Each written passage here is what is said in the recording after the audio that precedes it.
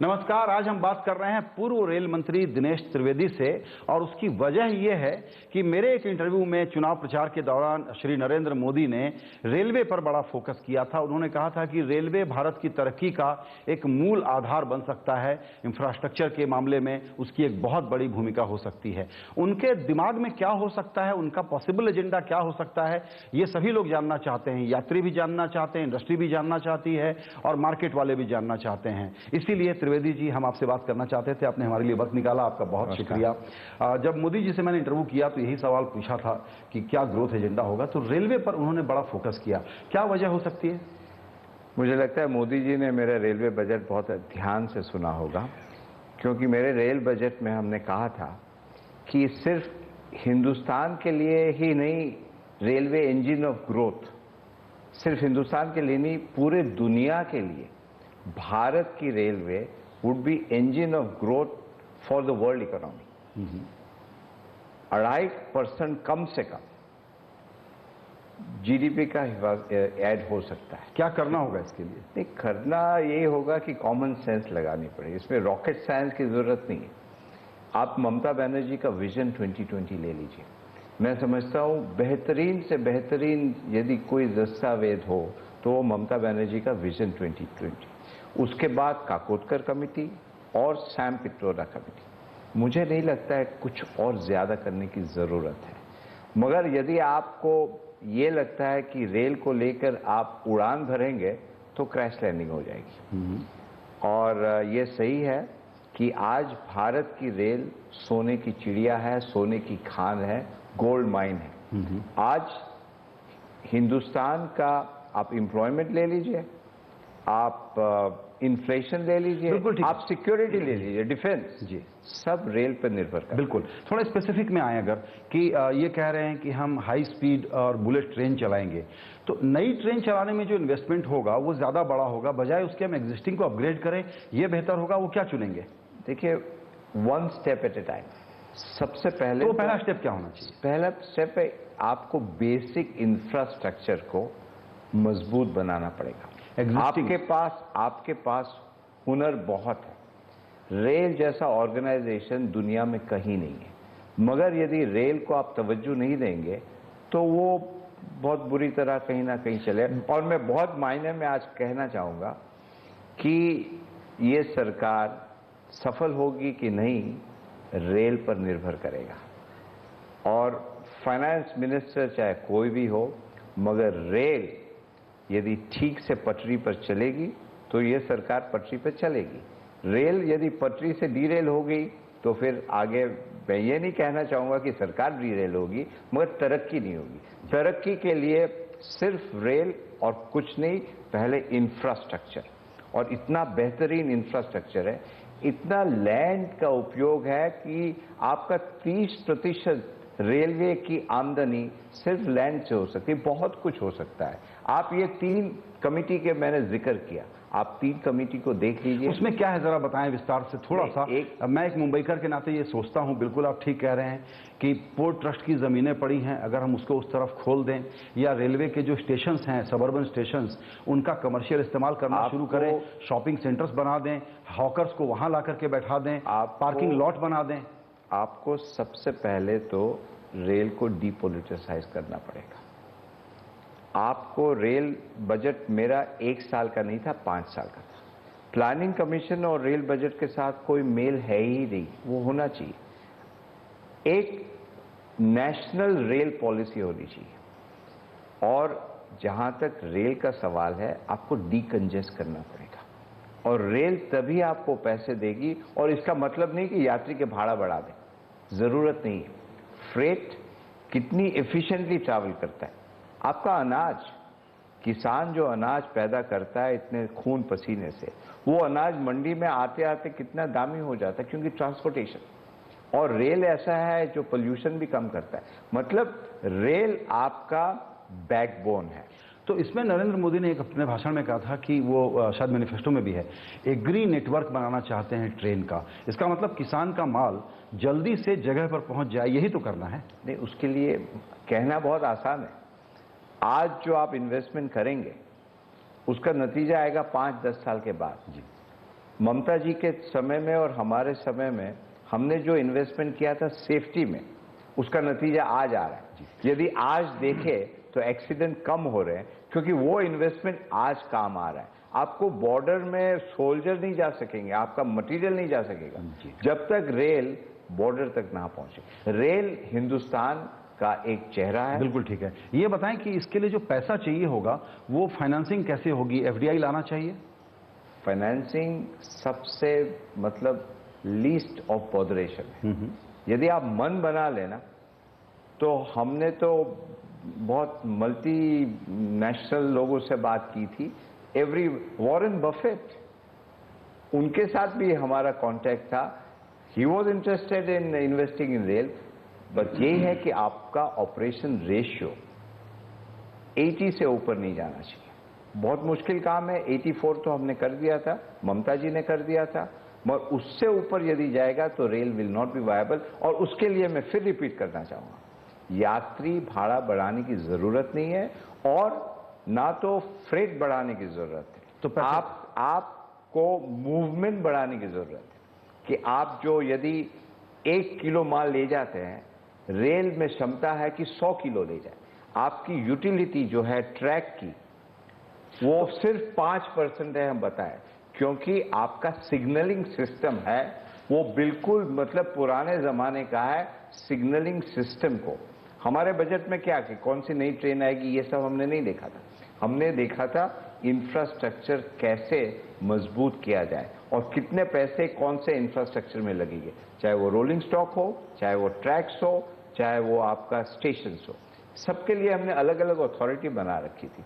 सो यही कहना चाहूंगा कि ममता जी का विजन 2020 और ये सैम पिट्रोडा और काकोडकर कमेटी, ये आप देख लीजिए क्योंकि रेल होनहार है। मगर क्वेश्चन क्या है, यदि रेल को लेकर आप उड़ना चाहते हैं कि रेल को लेकर हम तुरंत उड़ने लगेंगे तो रेल क्रैश हो जाएगी। ये बताएं, आप कह रहे हैं कि रेलवे की पटरियां, रोलिंग स्टॉक, सिग्नलिंग सिस्टम, ये टेक्निकल इंफ्रास्ट्रक्चर को बहुत मजबूत करें, यही सबसे बड़ा काम है, सबसे बड़ा कंपोनेंट रेलवे के इंप्रूवमेंट का यही है। Is that right? बिल्कुल, वही तो बेसिक है। आप बेसिक इंप्रूवमेंट करेंगे, जैसे रास्ते जी, अटल जी के टाइम में रास्ते अच्छे हो गए, उसलिए रेलवे की लैंड का इस्तेमाल रेलवे को इस तरह के लिए पैसे जुटाने में और इफिशिएंट बनाने में और लोगों के लिए सुविधाएं बढ़ाने में कितना बड़ा रोल प्ले कर सकता है? नहीं, लैंड तो railway is the biggest landlord. आज today Indian army and railway is the biggest landlord. मगर हम तो अलग बात करते हैं, हम तो स्टेशन की बात करते हैं जी। हमने एक अलग स्टेशन अथॉरिटी बना दी क्योंकि ये रेलवे जो चलाते हैं वो स्टेशन नहीं चला सकते।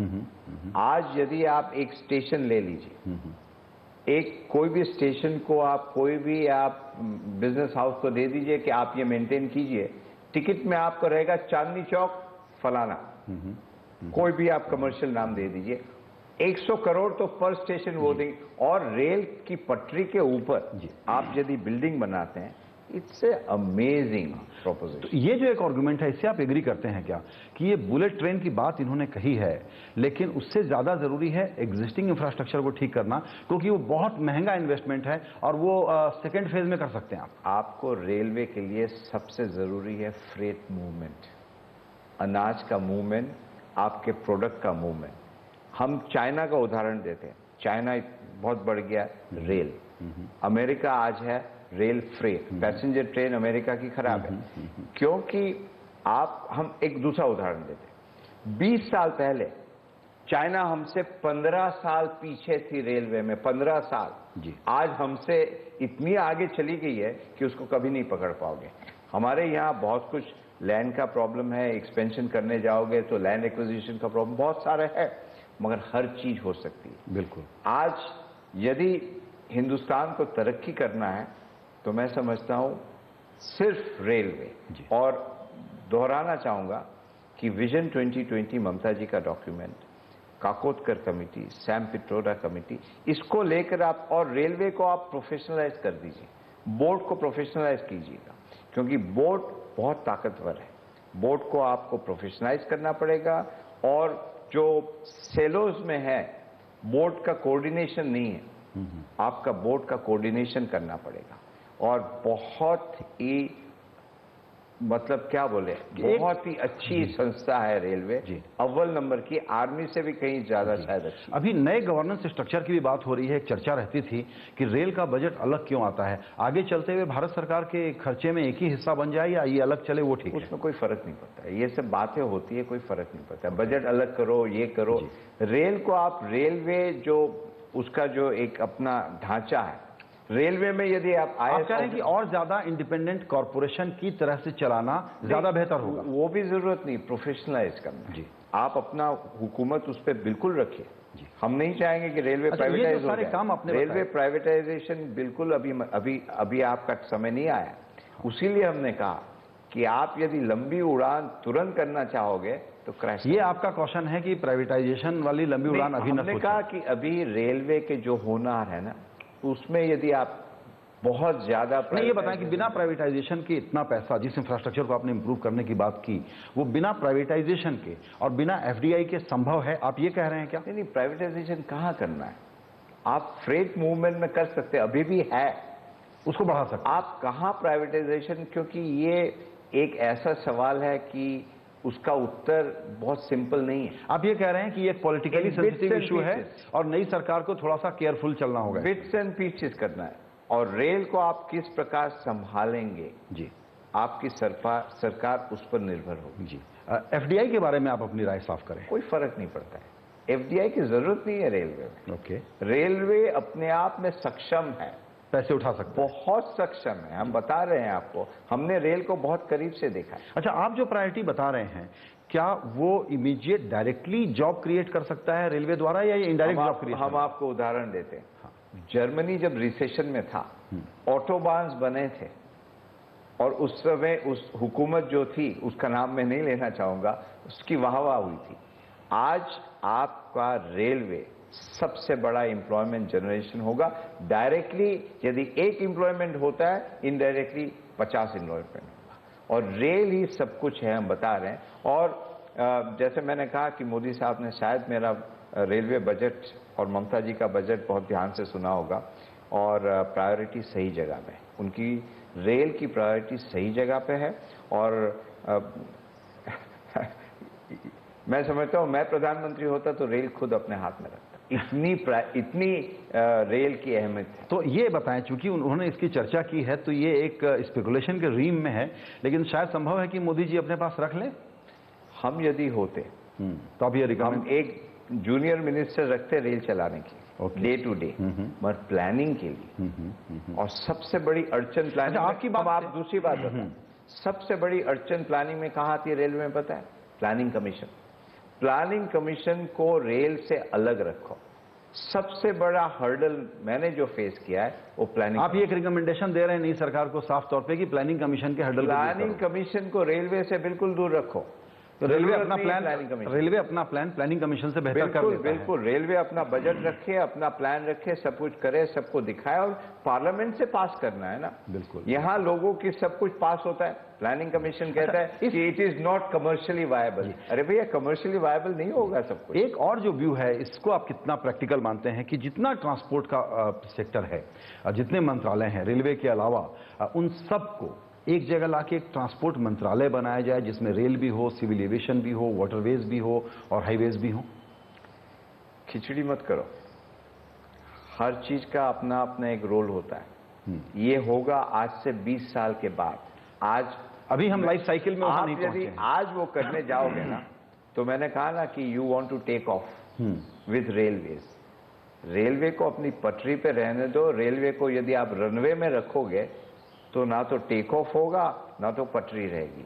ये बहुत सॉलिड ऑर्गेनाइजेशन है। इस ऑर्गेनाइजेशन को आपको प्रोफेशनलाइज करना पड़ेगा, आपको ट्रिम करना पड़ेगा, इसको डीपोलिटिसाइज करना पड़ेगा, और आपको पूरे देश को अपने साथ लेकर चलना पड़ेगा। रेल एक हिंदुस्तान की आत्मा है, धड़कन है। उस धड़कन को आप बहुत ही प्यार से उस धड़कन को सुनिए, और उस धड़कन को आप अच्छी तरह संभाल के रखिए, क्योंकि यही है हिंदुस्तान की जिंदगी धड़कन ही हिंदुस्तान की जिंदगी है, वो है रेल। आखिरी सवाल, क्योंकि जिस तरह की बातें सुन रहे हैं उसके लोगों के मन में जो इमेजरी है वो यही है कि जैसी स्विस रेल है या जर्मन रेल है, उस तरह से पूरे देश में नहीं लेकिन बड़े शहरों के बीच में हम उस प्रकार की अत्यंत ही मॉडर्न और सोफिस्टिकेटेड ट्रेन्स देखेंगे। ये 5 साल का प्लान होगा या 20 साल का प्लान होगा? 20 साल का, बियॉन्ड 20 ईयर्स, क्योंकि आपको पहले तो क्या हम बॉम्बे करना पड़ेगा बुलेट ट्रेन तो एलिवेटेड, अभी एग्जिस्टिंग ट्रैक है ना, उसको एलिवेटेड करना पड़ेगा, और उसके ऊपर क्योंकि लैंड नहीं ले सकेंगे आप, बिल्कुल इतना कंजेस्टेड है अपना कि लैंड नहीं मिलेगा, तो आप ये उसके ऊपर करना पड़ेगा। और मैं ये भी कहना चाहूंगा कि रेल को आप एक सिर्फ यात्री के लिए मत देखिए, हिंदुस्तान का एक जीडीपी बढ़ाने के लिए देखिए, मगर यात्री भाड़ा या आपका फ्रेट बढ़ाने की अब कोई आवश्यकता नहीं है, जितनी आवश्यकता थी उतना हो चुका है। आप बढ़ाते रहेंगे तो कुछ होगा नहीं, आपको उसको प्रोफेशनलाइज, मॉडर्नाइज करना पड़ेगा और देखना पड़ेगा कि ऑर्गेनाइजेशन को कैसे स्ट्रेंथन करेंगे। और मैं ये भी आपको क्वेश्चन करूंगा, यदि आप उसको बाहर के आईएएस ऑफिसर से मेरा कोई मतलब वो नहीं है, अच्छे हैं वो, मगर रेल के लिए नहीं, क्योंकि रेल एम्प्लॉयज है, उसको एक कमिटमेंट है। आज वो गैंगमैन हो चाहे चेयरमैन हो, उसका इतना बड़ा एक रेलवे पे कमिटमेंट है, जैसे आर्मी को अपने सोल्जर को अपने आर्मी के ऊपर उस प्रकार। यदि बाहर वाला कोई आएगा तो उसका एयर इंडिया जैसा हाल हो। अच्छा, मोदी जी की बात से एक बात और लगती है, वो ये कि जो एमपीज कहते हैं कि 2 डिब्बे बढ़ा दो, घटा दो, ट्रेन को मेरे वाले शहर में रोक दो और थोड़ा यहाँ कोटा बढ़ा दो और पैसेंजर को एक्सप्रेस कर दो, इस प्रकार का जो पॉलिटिकल एक माहौल बना रहता है दिल्ली में हर वक्त, वो बंद हो जाएगा, उसको वो बहुत डिस्करेज करेंगे। सही है ये? वो डिस्करेज नहीं कर सकते हैं क्योंकि ये पब्लिक प्रेशर है। एमपी खुद अपने आप नहीं चाहता है, वो तो पब्लिक का प्रेशर इतना होता है, उसलिए करना पड़ेगा, क्योंकि आप पब्लिक रिप्रेजेंटेटिव हो, उसमें चाहे जो भी आ जाए उस प्रेशर से बच नहीं सकता है। मगर हमारे वक्त हमने क्या किया कि हम सब स्टेट में गए थे, सभी एमपी को हमने साथ में लेकर, चीफ मिनिस्टर को, कि भाई हम इंडिविजुअल एमपी का तो शायद नहीं कर सके, स्टेट के बारे में आप क्या बताएं।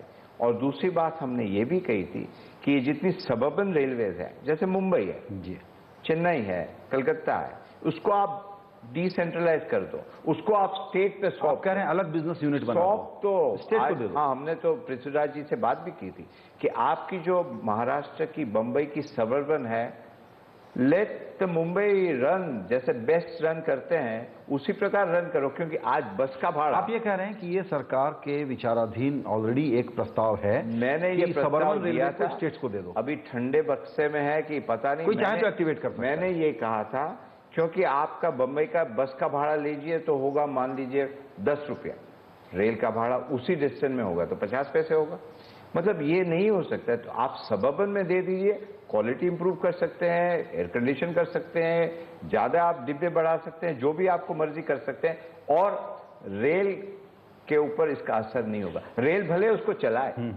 चलाए, मगर उसको टोटल इंडिपेंडेंस दे दो। ये एक इंटरेस्टिंग आइडिया है, बता रहे ये यही है, क्योंकि उसका इतना ज्यादा लॉस है और वो लॉस रेलवे पे आता है, और स्टेट वाले अफोर्ड कर सकते हैं, स्टेट वाले अफोर्ड कर सकते हैं, वो सब्सिडाइज करें, जो भी करना है करें, बिल्कुल। मगर रेलवे को सिर्फ आप लॉन्ग डिस्टेंस और फ्रेट पे रखिए। ये लोकल्स ये वगैरह मेरे हिसाब से, मैं कोई एक्सपर्ट नहीं हूं, मगर मैंने रेल बहुत करीब से देखी है, और we are very proud of Indian railway. Indian railway जैसा कोई संस्था है ही नहीं। बिल्कुल, जैसा आपने कहा वो बिल्कुल समरी इसकी यह है कि फ्रेट पर फोकस करें, अनाज की ढुलाई पर फोकस करें और इंफ्रास्ट्रक्चर को एफिशिएंट बनाएं, कनेक्टिविटी पे, और लास्ट माइल कनेक्टिविटी जो पोर्ट के साथ है, बिल्कुल, आपकी फैक्ट्री के साथ है, आपके माइंस के साथ। हमने एक बहुत बच्चा रमन सिंह के साथ किया था, अभी वक्त नहीं है डिटेल में बताने का, मगर बहुत अच्छा सब पीपीपी,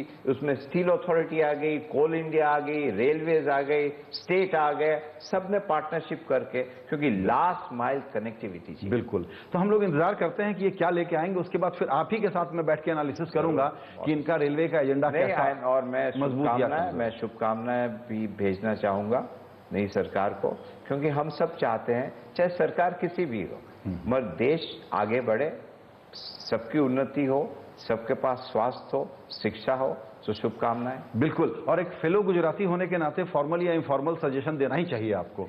नहीं, चाहे जो भी हो, क्योंकि हम लोग का विजन मतलब बाउंड्री से ज्यादा है।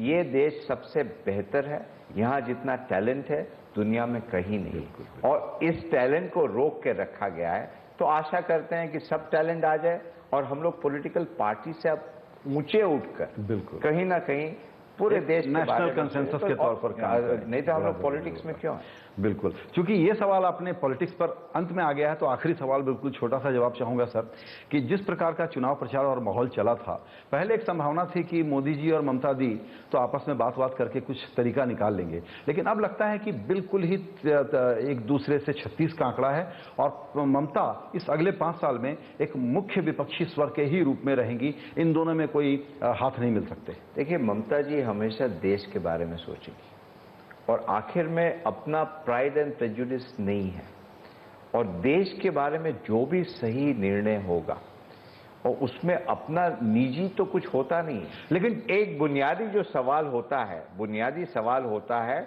उस बुनियादी सवाल से ममता जी टस से मस नहीं होती। उसीलिए एफडीआई में भी उन्होंने सरकार छोड़ दी, कुर्सी छोड़ दी, मगर असूल नहीं छोड़ा।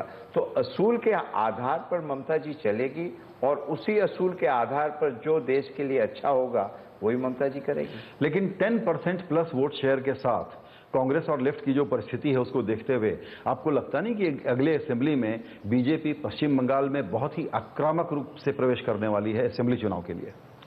देखिए, वैसे शेयर परसेंटेज की आप बात करें तो 70% ने एनडीए को वोट नहीं दिया है। 70%। सर, फर्स्ट पास्ट द पोल है, उसका कोई मतलब नहीं है। ये अपना एक नुक्स रहा है देश में।